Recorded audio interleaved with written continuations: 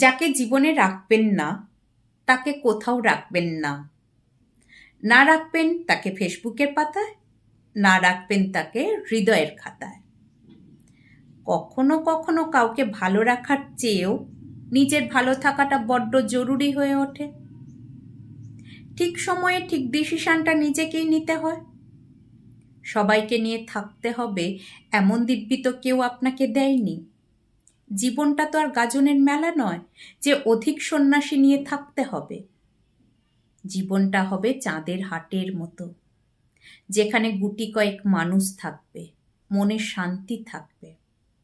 যেখানে মনের শান্তি নেই সেখানে দাঁড়িয়ে থাকার অভ্যাসও করতে নেই। সেখানে নিজেকে মাদুরের মতো বিছিয়ে রাখতেও নেই। নিজেকে মাদুরের মতো বিছিয়ে রাখলে শুধু হয় না, গুটিয়ে রাখার অভ্যাসটাও করতে হয়। এই গুটিয়ে রাখার অভ্যাসটাই হলো নিজের প্রতি নিজের যত্ন।